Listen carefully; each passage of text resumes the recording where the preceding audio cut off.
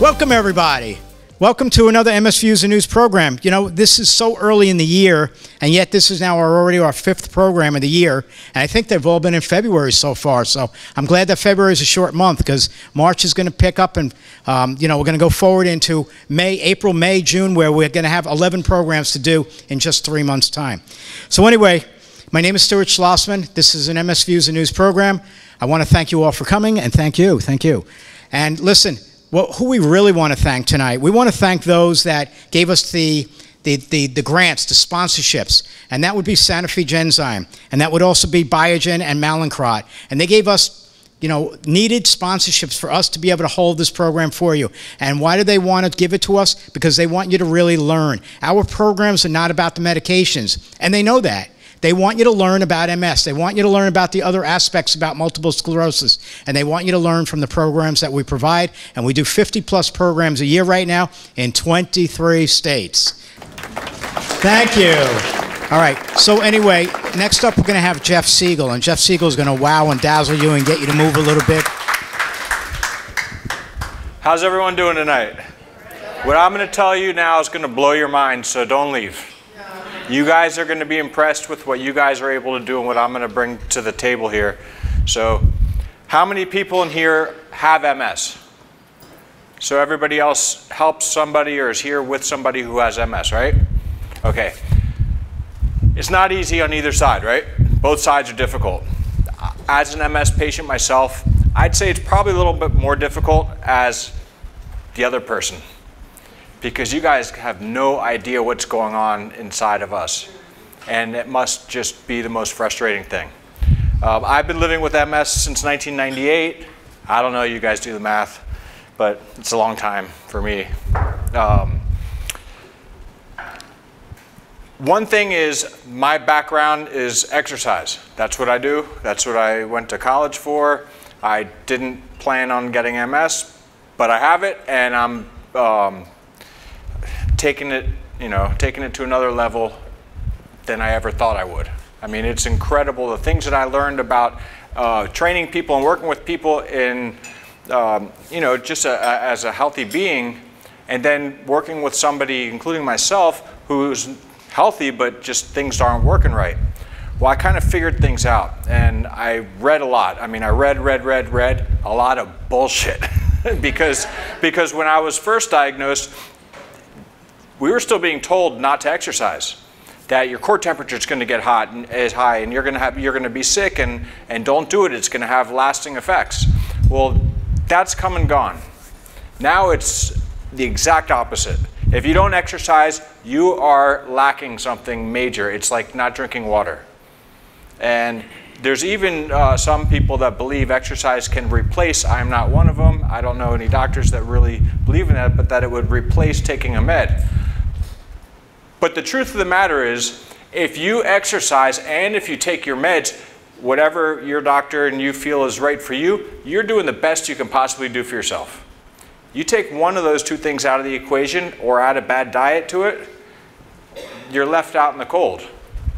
It's not going to work out. I mean, it's the same thing would happen if I did my workout right here in front of you guys and you guys expected to go home in shape. It's not happening. You know, and the scariest thing is being told to go to the gym or go somewhere and you have no clue what you can or can't do. So what usually happens? You end up not going, right? And that's failure. I mean, you're basically you're putting one foot on top of a banana peel and the other one on a wet floor. You know, you got no chance. So the main thing is hard work pays off, right? Hard work in the gym, hard work if you're doing it at your home, hard work if you're at your job. That's what pays off, right? You don't get paid, you don't get your ticket if you don't do your work. And the same thing goes for building yourself up when you have MS. That's something that's, you know, you have to really, really, really know yourself. And whoever you're working with, they have to really, really know you. And there's a lot of really cool things that you can do, as long as you don't get stuck thinking about the things you can't do, because that's going to screw you up every time. It's going to leave that empty feeling. You know, you're not going to do well with it. And I'm not here to tell you how to do poorly. I'm here to tell you how to do the very best you can right now. Because you don't want to compare yourself to 10, 20, 30 years ago. Basically, you got to step up to the plate. I'm going to show you some things today that I'm hoping aren't new to you. But if they're new to you, you can take them home and add them to your toolbox. Because when it comes to exercise, you have to have a toolbox. You have to have a group of things that you're willing to do, because the stuff that you're not willing to do, it's not going to get done. You got to want it. You got to want it so bad. You got to want it as bad as you want a fresh breath of air. That's when you know that you're ready to do it. And the benefits are incredible. I'm going to show you something simple. Now, for me, this is simple. And it's almost like it's almost a bad thing that I have to deal with. I walk around and I watch everybody walk. I watch everybody's movement. I watch how people are swinging their arms and their legs. Is it right? Oh, wow, that person's off a little bit. And I get stuck watching, and occasionally someone will think I'm staring at them, which I am, and I've talked to them and say, oh, there's something neurological going on. I don't know what it is. I just know there's something neurological going on. I've even walked past somebody who I knew had MS in the grocery store, was with somebody, and had to say something. I listed a name of one of the MS meds to the person that I was with. I'm not going to say what med it is. But I just wanted to see what the person passing me's reaction was, and they stopped and their jaw dropped, and I'm like, hey, I got it too, it's okay. And it was kind of cool. We ended up talking and still friends. This was like 8 years ago. So we're a tight group, right? How many people in here know other people or seen other people in these groups? You guys see familiar faces? All right, good. Everyone looks the same to me, every city I go to. So if you say remember me, I'm going to say, hell yeah, I remember you. Okay, so one of the things that I started doing, well, I always use stability balls. That's one of my tools. One of the best things about stability balls are, for me, is just sitting on them at a dinner table or at your computer, because posture is good, right? If you don't sit on something like this, it doesn't mean you're going to have bad posture, but a lot of you guys don't have the best posture because what are we? We're human. You know, after a while, we start losing the fight with gravity and start doing this. And get shorter and shorter. And as I'm saying this, everybody's sitting up so straight, it's great. But what happens is after about 30 seconds, as soon as you stop thinking about what you're trying to do and keep your body erect, you start to forget and do this again. But what I like doing with this is I get people and I put them on it. Now this does not mean that I'm asking you to do this at home or without somebody else present. This is my way of doing an assessment. Now every person that I assess when I'm working with them is completely different, because everybody who has MS or anything else is completely different.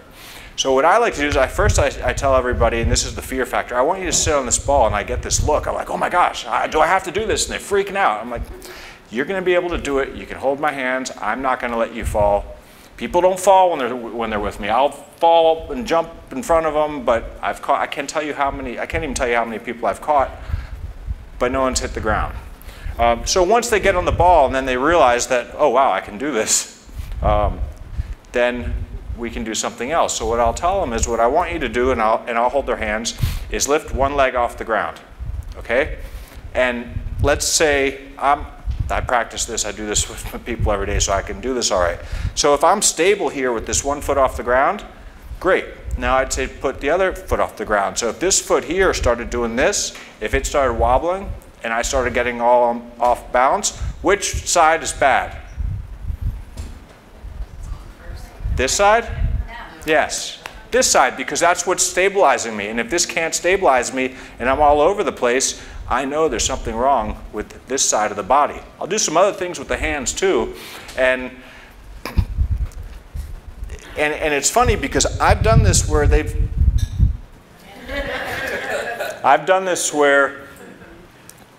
I've explained you have some problems on this side of your body, we'll work around them. We're not going to work through them. And they would tell me, I didn't even know I had problems with that side of my body. Well, now you do. So we're going to strengthen everything, which is great because there's lots of other ways to assess, but you have to know where you're starting. It's important to know where you're starting. What I'd like to do is ask one person to start. I want someone to come up here, and I'm going to put you on the ball to sit on it so you can get a feel for what I was just showing you. And I also want to warn you, I make it look easy because I practice. And that's how life is. You practice something day in, day out, you become good at it, and it becomes something that looks very easy to others. Who would like to come up? I want someone. If I can't get anybody up here, I'm going to get Stuart to come up. Okay, I got about 10 people pointing at one person.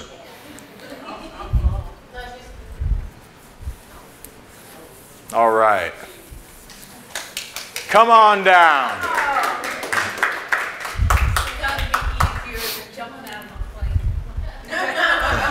Are you nervous? You got collie wobbles in your stomach?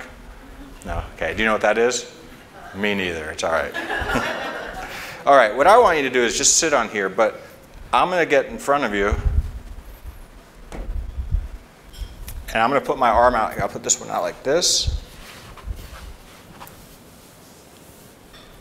Now take this hand, this hand. Okay, now what I want you to do is take your legs from the ball. So I don't want your legs wrapped around the ball. Okay, now, is it as hard as it seemed? No.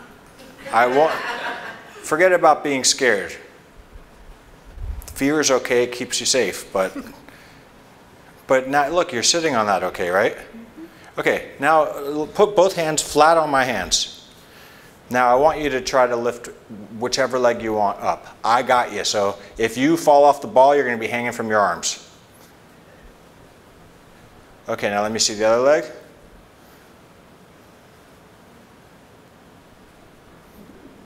That's pretty good. I mean, this side's a little bit more difficult, but I also see that leg gets a little tired faster. So doing an assessment would work a lot of things. Do you know which side of your body has more issues? This one. Okay. So when you stood just on that side, you did wobble more, but that leg got a little bit tired while it was up in the air, which is irrelevant to what I'm trying to see. But what I want everybody to notice is, did you see how scared she looked when she first sat on the ball compared to right now? It's not so bad, is it? It's not bad. No. So then what I would have someone do, such as you, well, first off, what I didn't do is I didn't ask if you consent to be on this this video, because it's going to be hard to erase this part. No, but do you consent to be on the video? Yeah. Yes? Okay. Now I want you to do a backflip now that you consent. No. Okay. So now what I would have you do is just shake it a little bit, just side to side. Just use your hips. I'll hold you right here. So this is a way that I have people warm up their hips, their lower back. Now go in circles. I'm not going to ask you to lift both legs off the ground, don't worry. Now try the other way. She's breathing. Trust me. Use crest, right? No, I'm just kidding. Okay. Now stand up. Here. Not so bad, right? Nope. There's so many. You can go back. Thank you so much for volunteering.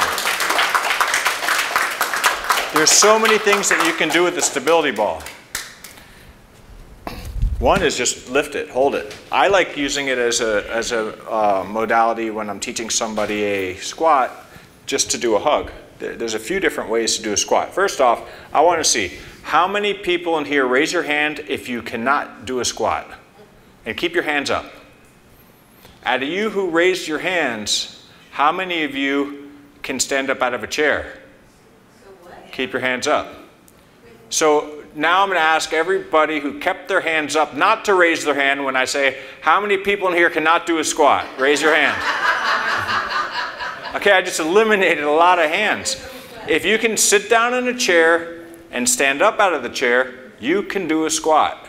It's not scary. It might be a little bit different than the normal squat that I'd have somebody do, because depending on your range of motion, a squat can be something as simple as that to there, or if you were going to go all the way down, it would be to here. But no, that doesn't mean that it doesn't mean that you'd start there. And have you ever seen a child under the age of 4 lift something off the ground? Perfect squat. If it's too heavy, perfect deadlift. It looks like this.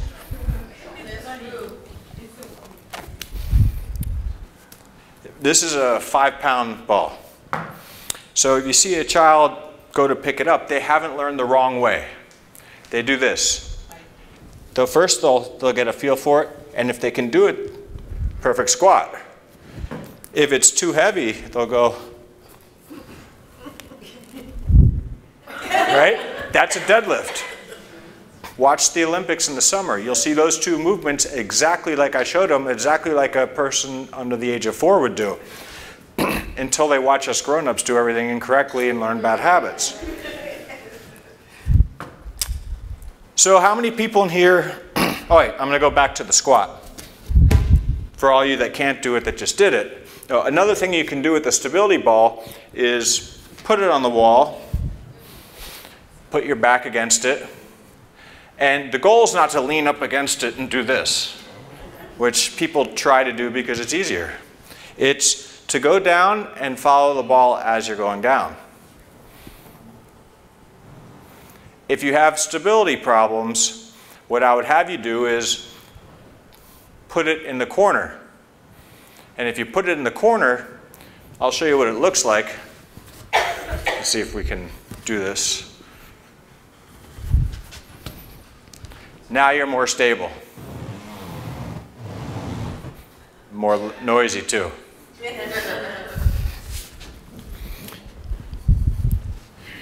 So, and the other thing is hugging it. If you were to hug the ball and do a squat, if I come too far forward, it's going to hit my legs. So it teaches a good squat, proper form, body upright. And if you have to lean into it because of flexibility, you lean into it. Squats are something that, you know, we do as we stand. You can do them off a bed, you can do them off of a chair that's high, you can do them from just about anywhere as long as it's in a safe place. You know, safety is the #1 thing that you have to follow when you're exercising, because it is a science. And there are scary things that can happen. But it's a lot scarier if you don't do it. I mean, if you don't use it, you lose it. It's the truth. Okay, let's see. Some of these other... How many people in here have problems with fatigue? How many people in here get tired? Okay. How many people raised your hands that don't have MS? Okay, yeah, I see it. There's a few. That's right. Everybody gets tired. If you get tired, you should learn to rest, not to quit. Because if you learn to rest, then the quitting part doesn't come in. Then you're refueled, you reload, and come back. That's what I like to say, is reload, come back, try again, and keep going until you do it. How many? I want another volunteer. Don't all at once raise your hand. I got one right there.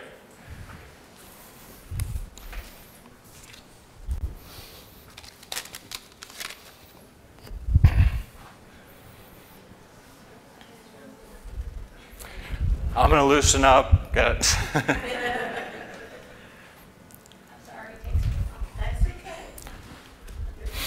Okay, what I'm going to have her do is get on the ball like this. I'm just kidding. You should see the look she's giving me right now. Do you mind being video recorded? No. So you have to just, if you're, yeah, just turn around and talk to the lens a second. Say, I don't do you care. give consent? Yes. Okay. All right. What do you care about? Much of anything. No, about with the video. Is it? Oh. You have No, to. I don't mind being recorded. Okay. Okay. You want to have a seat? Are you scared? Yes. It's okay to be scared. Do you want money? No, it's No, well, I don't have money, Well, I but was I was gonna going to say, say, you're just wanted to see if you were paying attention. I want money, you know. Look at that. Was it that bad? No. I can't let go of it. You can, you just won't. It's all right. Now I'll tell you how to do something a little bit easier. Keep your feet a little bit further apart. Now you got a little bit more stability. What's more important, stability or balance? Stability. Unless we walked around like this all day, we'd be hopping, right? Then I'd know which side's better, right? It'd be easy to tell. But stability is the difference between a triangle with its long side down like this or this way. You don't have to look over here. I know you're borderline freaking out, but doing well. Okay, so here, I'm going to take this from you. I'm going to put this over here. Okay. Okay, now give me this hand. Okay, now what I want you to do is, I'm going to do it like this so people can see. Push with this arm. Push. Back. Push forward. You see that? Okay. Now, she's just barely holding on with this hand. Can you feel your core? Yeah. Your core is working because it's the only thing that's keeping you from being pushed backwards. Now do this hand. Not so hard. No, I'm just kidding. You can keep going, keep going. So that's working her core. It's working her rotational muscles absent rotation. So if she were to have you can just hold on. If she had a bad back and I didn't want her rotating, then what I would do is something like that, because she's using her rotational muscles without rotating. That way, when she's walking and something were to bump into her or she catch her shoulder on something, we do that. We're good at that, right? Then she would not fall over or not lose her balance or not stumble. So that's where the core is about. Now I want you to stand up. Just, you can push down and there you go. Okay. Thank you very much. Thank you. I don't know if I can do it. You okay? You're good. Yeah. So how do we start doing these exercise programs? You find somebody that's knowledgeable and you ask them how, you basically interview them. That's the best way to do it. It's true. No? Why not? Because I can't find a good trainer that knows how to deal with MS patients. Unless you go and train Talk to me afterwards. I'll give you some helpful hints on that on a person-by-person basis, because it's the truth. It was just like when I was trying to figure out, when my doctor told me when I was diagnosed, you can't exercise anymore. And I said, well, wait a second, I need to find somewhere that says it's okay. Not until 1996 was the first really good research done on exercise with MS at the University of Utah. It was a breakthrough. I mean, doctors had proof now. And that was with aerobic conditioning. Just recently in France, they came out of Hamburg, University of Hamburg, I think. It was presented in France at ECTRIMS about increasing brain function due to exercise. So there's something called brain-derived neurotropic factor. So that's what's increased with your brain due to exercise. That's helped a lot of people in the study on exercise and MS, also with Parkinson's and Alzheimer's and that type of stuff. And it's helping with memory and neuro regeneration. So that's something we're all looking for, right? Without a pill, with something that we can do with just our arms and our legs and do it, I mean, that's incredible. I mean, and if you think about where we are and where we've been with MS, 1993 was the first med available. That's not that long ago when you're thinking about taking care of a condition. Now, how many meds are there? 15, 16, 17, depending on if you count generics or not. That's incredible. This is the best time to have MS in the history of MS, except tomorrow or the next day when there's other meds that might come out. But we're lucky, because if something doesn't work, we got other options. You know, what I use, I'm on a medicine. I'm not going to share the medicine I'm on with you guys because that's not the point. The point is I stuck with it because that's what my doctor and I said to do. It fits my lifestyle. I'm able to exercise and do all the stuff that I like to do. And is it the medicine that's doing it? Is it that I eat a really healthy diet? Is it that I exercise all the time? Is it that I surround myself with good people? Which one? I'm not getting rid of any of those. You know? So that's the part about the support. That with support, you need to have support. And if you don't have good support, you're left out in the cold. Same thing goes for your doctor. You know, support comes from people you trust. If you don't trust your doctor, you shouldn't be seeing that doctor, because then you're not going to trust anything that he tells you to do, and you're probably going to be that person that, I don't know the way someone put it, but how the doctor said, goes on one of those times of your life where you just stop taking it. That's not going to happen. But support's important. And what I was talking about with trust is you got to trust yourself. Trust your instincts. Go with your gut. Right here, what you feel in here, and then go on. I'm going to tell you a quick story, and then I'm going to get another person to participate, because that's what this is all about, being a participant. Life is not the same as a spectator as it is as a participant, right? So there is a guy, let's just say that guy, and one day he decided to go to his doctor. This guy was very ill and very sedentary and needed a lot. Told his doctor, hey, how would taking a multivitamin do for me? The doctor says, no, I think that'd be a great idea. And he goes, are you sure? He said, yeah, take it. He goes, should I take more? What do you mean take more? Should I take them like 3-4 times a day? The doctor said, no, it says take once a day. That's our problem, right? If we get a medicine, you're supposed to take one. Whoa, 3 is going to help me a lot better than 1. No, maybe in 3 days it will. 1 a day. So the doctor says, no, take it as directed. So the guy takes the vitamin, gets his bottle of vitamins, goes home. Next morning he wakes up, because he didn't want to start until tomorrow, because that's how we do things, right? We're not going to start now, we're going to start tomorrow. No, start now if you ever come up to something like that. But the next day he says to himself, okay, I'm going to have a nice breakfast, because it says to have with food.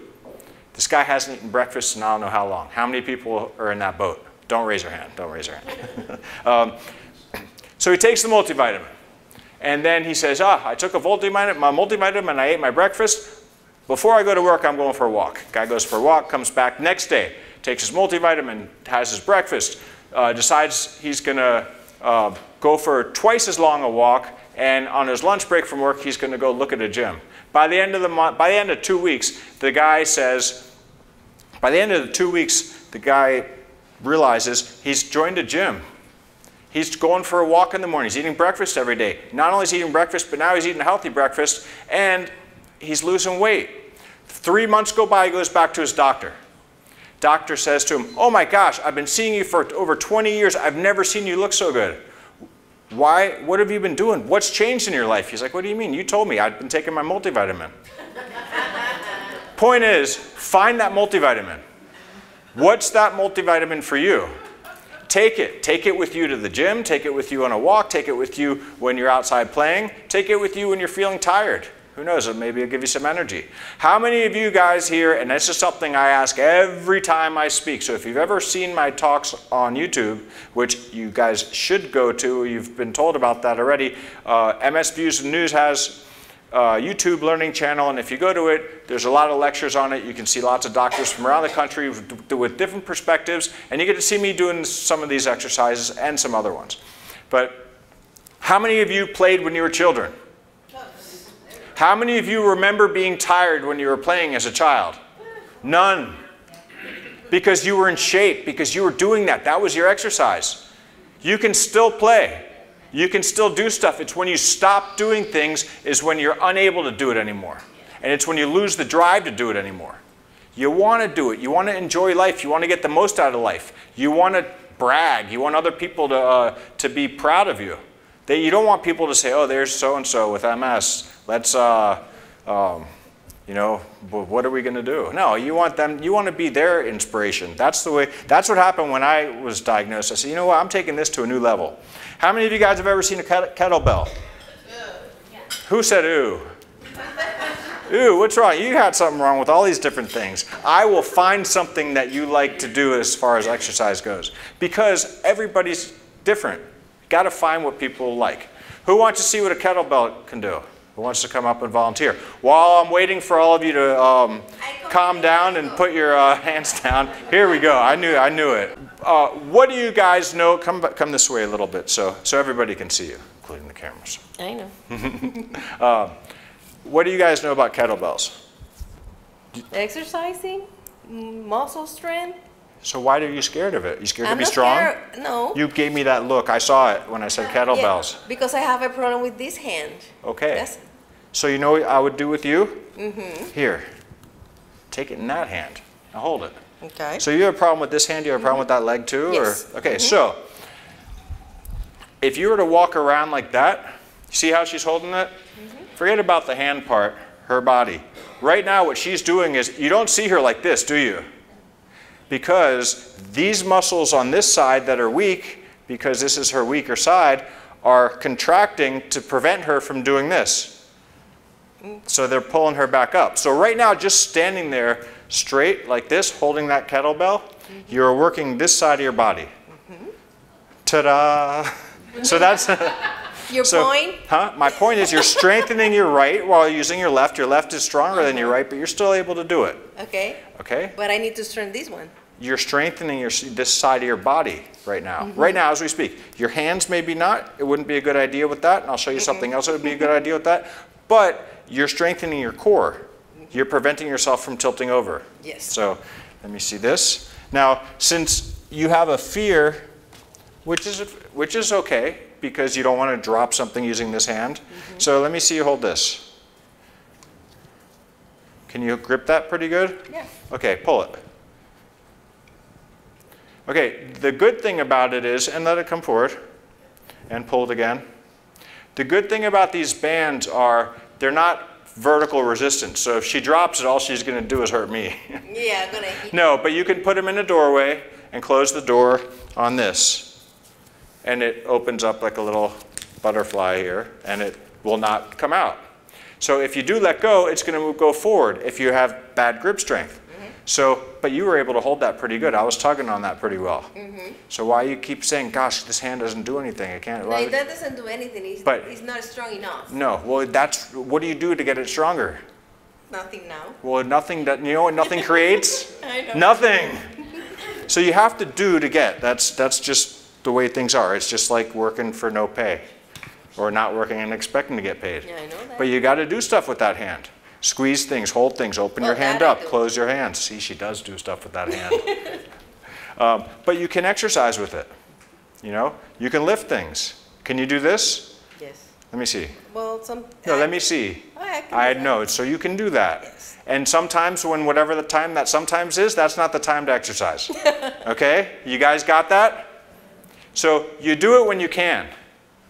When you can't do anything, right? So if you try while you can't, then you're failing. You're basically setting yourself up for failure. So pick a time in the day you're doing well on a good day and start a program. That's good. When I don't have my grandkids at home. Yeah, well, that's a program in itself. Oh, yeah. You want to keep up with them? Yeah, that's another. Come on, that's what life's all about. You got to you do what you can. You got to get it in as good a shape until you have grandchildren so they can run around and you can't catch them. All right, well, thank you very much. Okay.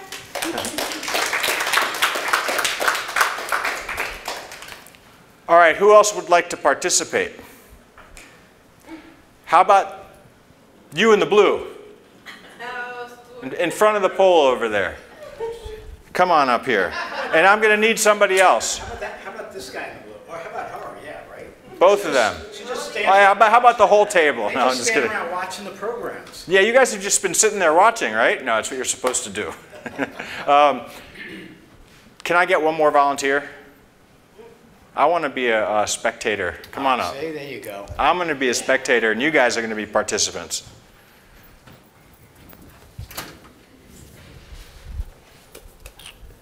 You should see when he bends me into contortions in front of people. You should see when he gets me up at 6 o'clock in the morning when we're on the road to get me to work out with him. Yeah, at the end of the workout, I have to remind him we just worked out.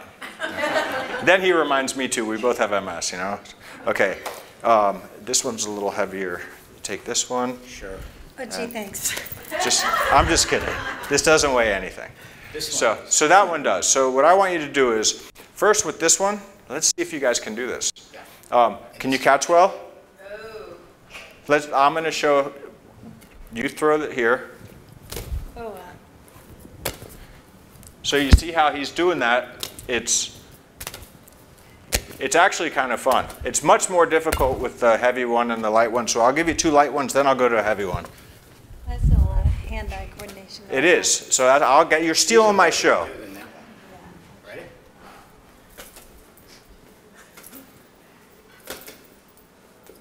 Oh, they hit the balls hit each other. That's 1 strike.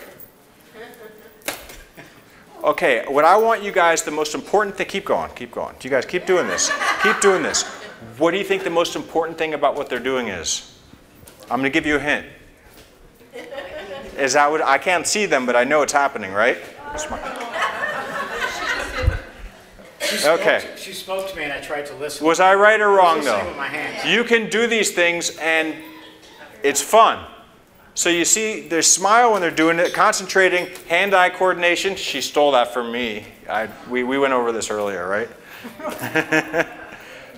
Okay, and be careful because he'll throw it. He's one of those people you got to watch out for. No, I'm just kidding. So now what I want you to do is, are you getting tired? No. Are you? No. Okay. Would you tell me if you were? Yes, I will. Did you say that you consent? Oh, yeah, I consent to being on the video. Okay. I didn't consent. Okay, well that's too bad. Okay, so there's lots of different progressions. Go ahead. I would have people do it like they're doing it. It's okay. There's no alligators down there. If it falls, nothing's going to happen. The one that's purple is 3 pounds. The one that's green is 5 pounds. Getting tiring? Is it fun? Oh, yeah. I'm waiting to hear from you. Oh, loads of fun. It's fun? Totally, right? Until it falls. And you lost your ring and oh gosh. Okay, so hand-eye coordination, strength, she's using her extensors, and posture, you're also working your core because you're not falling over. That you can do with anybody. The simplest form of that would be, good thing I had this balloon in my pocket, coincidentally, you know. You just happen to be. Yeah, you know, it's funny. Balloons, they only go everywhere it goes, guys. And last trip we were on, I didn't have a balloon, and I almost did something really bad, but I'm not going to say what it was. It would have been wouldn't have gone over too well. Here, never mind.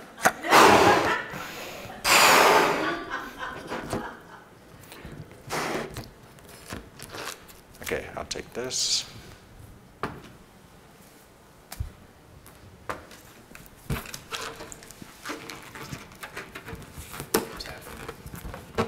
Here, catch. Hand-eye coordination, that's harder to catch than those. Okay, so what I want you to just hit it over to him, tap it. The stuff that I am showing them can be done in a chair. It can be done on the ground. It can be done with a 2-year-old or a 1-year-old or an 8-year-old or a 92-year-old. I've done it with all the above. She almost did something I've never seen happen before. But 3 weeks later, no, but this is a lot of fun to do. Now I want you to just catch it. And I need a chair. Let's see. I'll be right back. Yeah.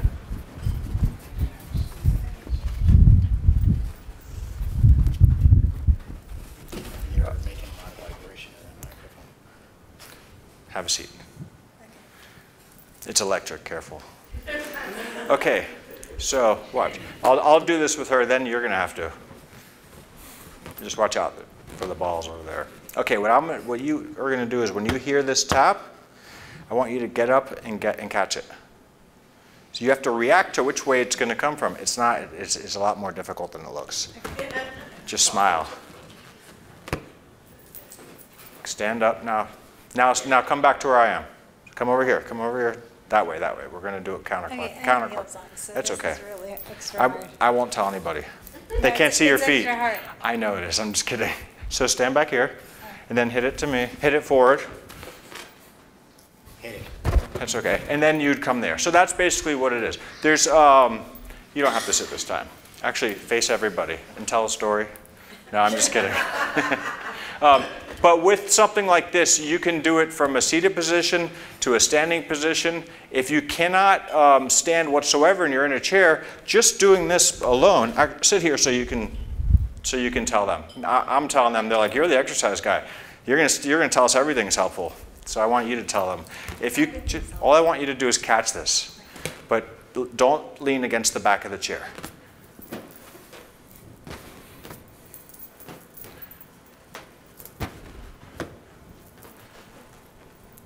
Do you know what she's working right now? My core? Yes. Because if she wasn't working her core, she'd fall out of the chair. So if you're in a wheelchair and you can just tap it, then yeah, just stay here. I got some really difficult stuff coming up. Remember when I got up on the ball and I want you to bounce on one foot on the ball? Yeah. You have to take your shoes off for that though. No, I'm just kidding. But moving side to side is working your core. Keeping your body stable is working your core, or else it couldn't be. Okay.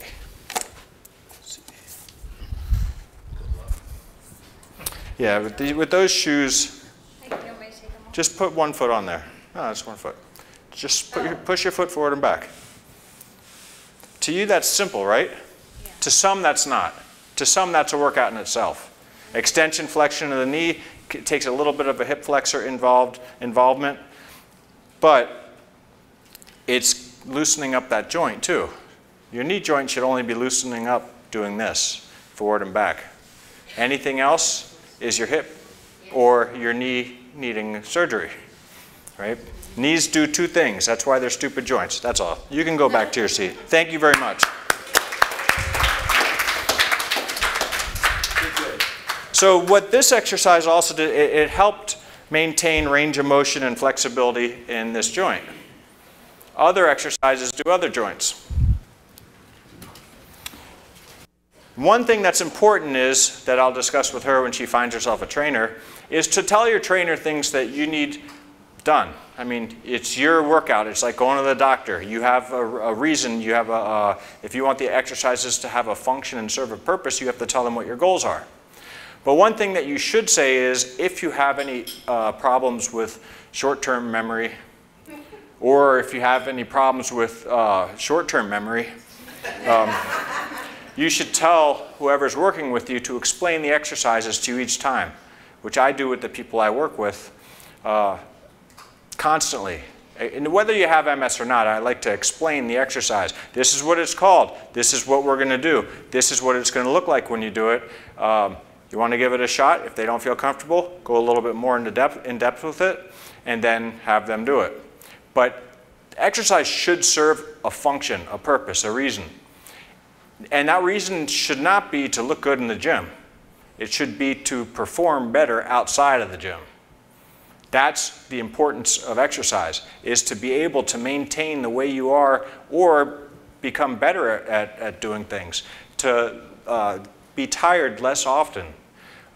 What I said before was, you guys don't remember being tired when you ran around and played when you were kids. That's because you were active. I want to install that back into your lives so you guys can have fun and do those things, and you can keep up with the people that may be doubters. You know, you guys got to believe in yourself. That's what exercise is. You know, one of the greatest things about it is you do something and you get a response. It's, the acronym is SAID, specific adaptations to imposed demands. The more you do, the more you can do. The better you do it, you move on to something a little bit more difficult. When I showed you getting up on this stability ball on my knees, I didn't just get on here one day and say, hey, let's see, I can do this, right? It's something that took me a lot of practice, and let's see. So I can do this and lift a kettlebell. Talk about core, you know, that's something that if you do it on one side, anytime you do a unilateral exercise on one side of the body, not the other side of your body is maintaining your stability so you don't fall over, even more so. Even if it's a one-arm curl, you're working your core.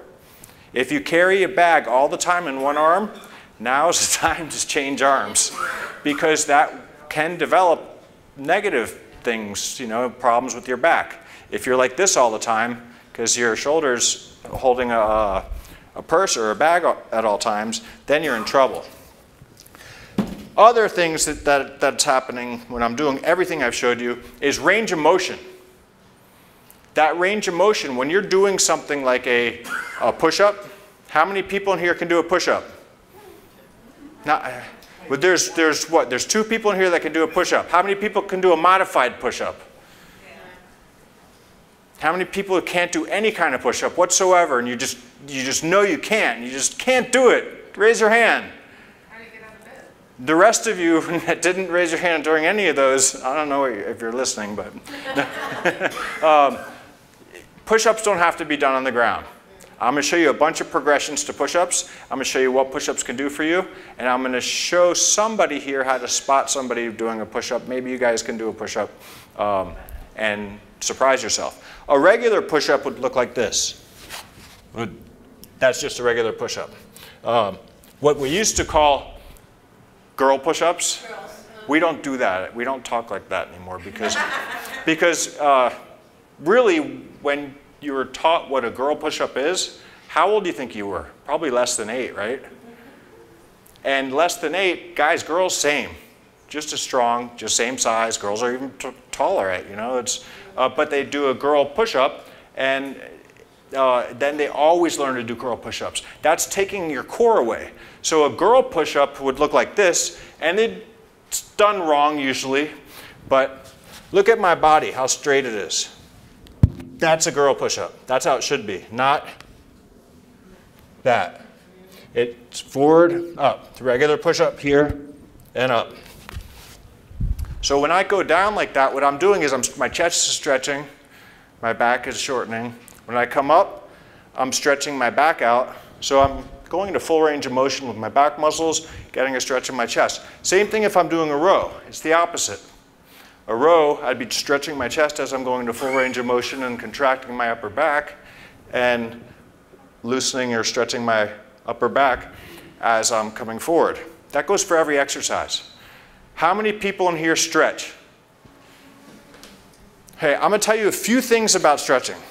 A, it should be done after you've warmed up.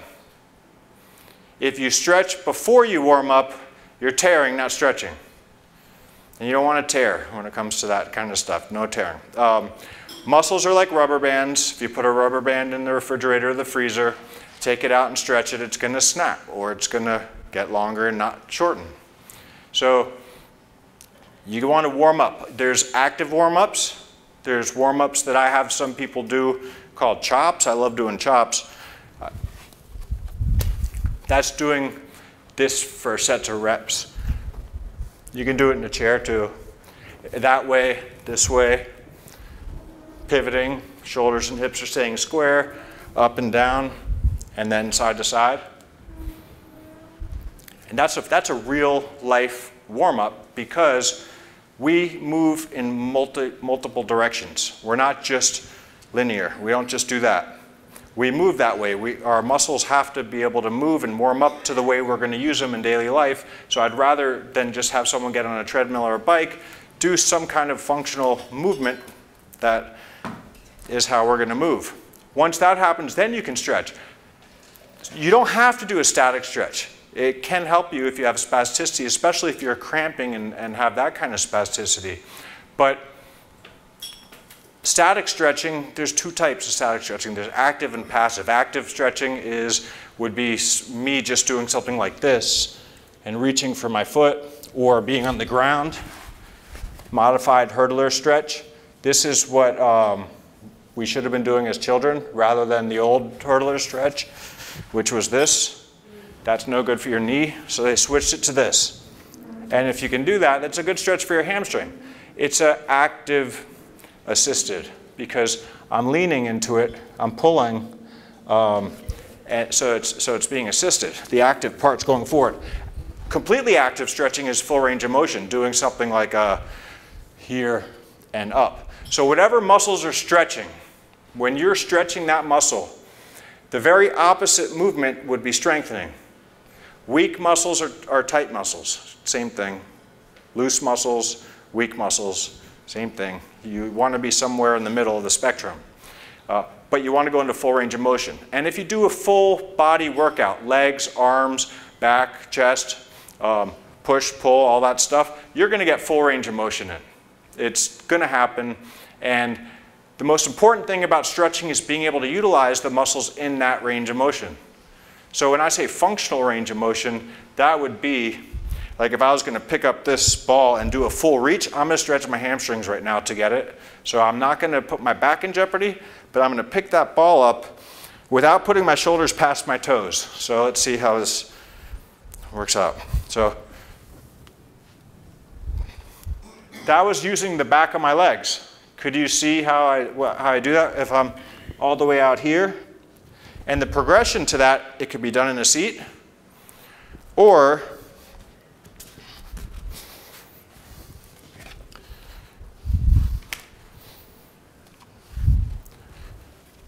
it could be done with 2 feet like this. That's a little bit more difficult.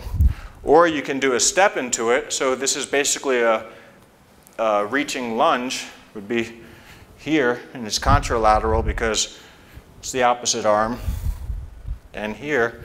Or you can do it by going in the same direction and reaching in different places, which would look like this.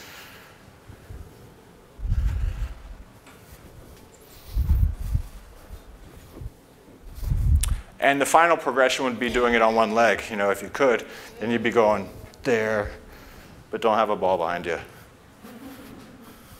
So it'd be there, there, there, you know, and then repeating it and then doing the other arm. But I work on this a lot, every day, because there was a day I couldn't stand, and balance was the main reason, balance and strength. I'd stand on 2 feet, forget it, I'd fall right over. So I worked and worked and worked and worked and worked and worked and tried to perfect it completely. So I made that look easy, right? It's not easy. It is now because I practiced. But these are the things that you can get from exercise. Anybody have any questions? Yes. Anybody have a question? Please wait for me to get you with the microphone. And he's fast too, so just do this and he'll come running. You said that you were going to show different kinds of push-ups. You showed a regular and a modified. What other kind of push-ups, especially for somebody who doesn't walk? If you have a chair or something, you can use just another person as a helper. A push-up or a push-out, same thing. So if you're sitting in your chair, you can push with into somebody's hands. But the band press that I was showing you, the pull and the press, doing this without supporting your back, this is held behind me, so imagine this is tied back there. If I'm in a chair and I'm doing this, it's the same exact motion as the push-up is. The only difference is the hip flexors aren't supporting my body like they would in a push-up position. But this is basically the same thing as a push-up, because when you're doing a push-up, you're working everything that's facing the ground. Your abs, chest, hip flexors, all that's getting work. So that's another way. Or on the wall, on a table, wherever you want. Does that answer your question? Oh, I'm sorry. Yes. I was trying out water aerobics at one time. After I did it, I couldn't walk for 3 days. How far should I push myself when I exercise? To the point of no return. I'm just kidding. What you did was what most people do when they go to the gym who haven't been to the gym in a long time. You went to do probably, Amber alert. Okay. You probably tried to do what you used to do at some point in your life and keep up with that amount of activity. And it made it even worse by it being in the water, because you're cool and you don't feel like you're overdoing it. So when you get out of the water, all of a sudden, oh my God, I didn't realize, did I gain 400 pounds or did my legs just get weak? Neither, you just got tired. So you start slow. You do a little bit at a time. You let your body tell you when it's too much, not when it's too late, when it's too much. And you don't go past that point, and you slowly build yourself up to being wherever it is your goals are. Hopefully your goals keep rising. That's the point when you're exercising. Does that make sense to you? Also, if you are going to exercise in the water, the temperature, the recommendations are 80 to 84 degrees. Next. All right, so at another presentation, some of the nurse practitioners had said, with regards to that question, that we should exercise up to but not into fatigue.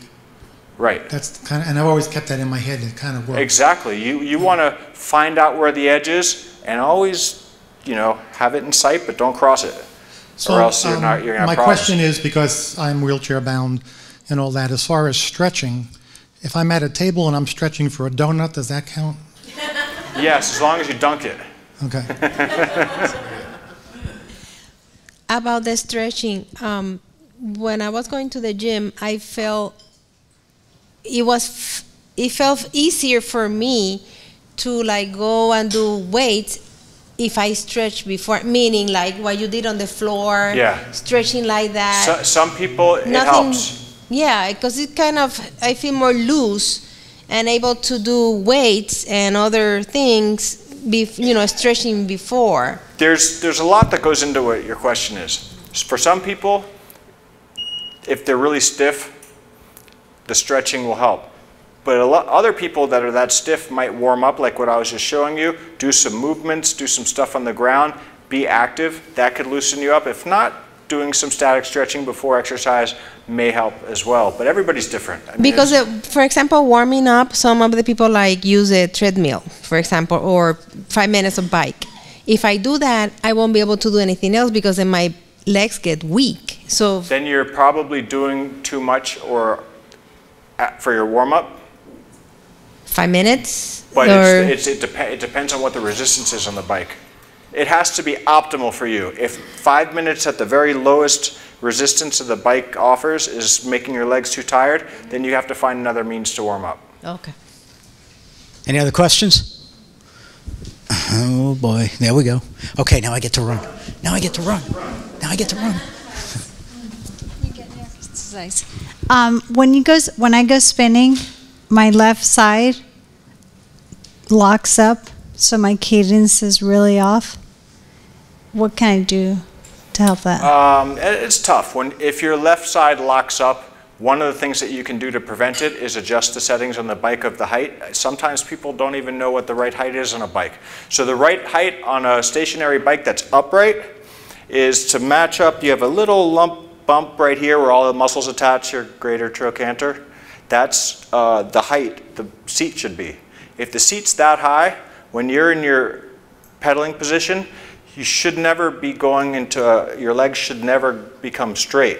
So you don't. So you want to keep your distance. Lock up is not the right Oh, word. so you It's mean just like tense up? No, the cadence, like going around in a circle.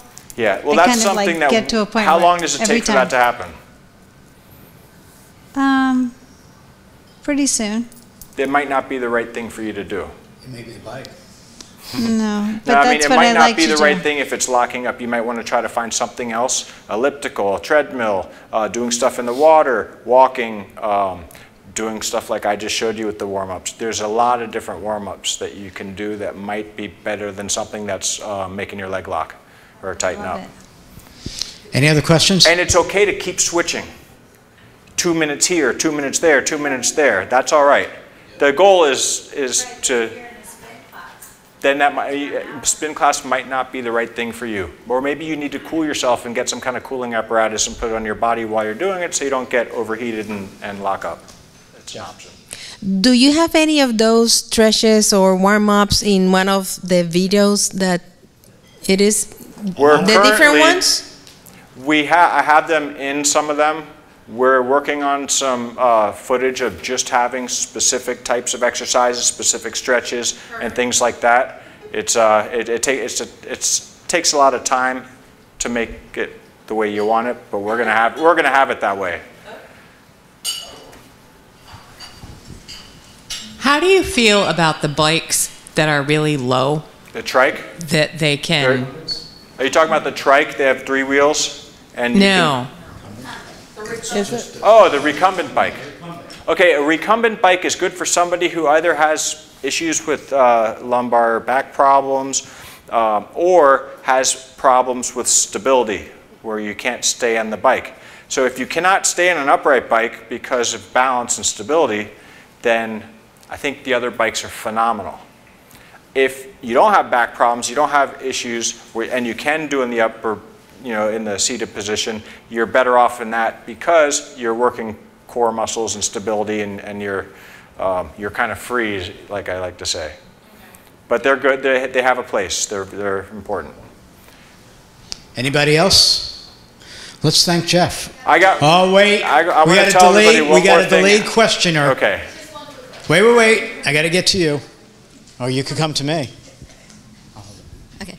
I believe it's called the PNF stretching. How do you feel about that, and do you use that? Do you incorporate that? As a matter of fact, those chops that I was doing is PNF in a movement form. PNF stands for proprioceptive neuromuscular facilitation, and that's a stretch reflex that we have. So when you're doing a stretch and you hold, this is what a PNF stretch would look like. Let's say I'm going to go back to the hamstring because that's the most commonly stretched muscle that you guys remember, is if I'm doing a stretch like this. Now, one thing I wanted to say that I didn't say before, my leg is straight, I have the flexibility to grab my foot. But if your leg is straight and you go to reach and you're feeling behind your knee, lift the knee up a little bit and reach. You're still going to get the belly of the muscle back here without hurting your tendon. A PNF stretch, I'm going to show it to you laying on my back.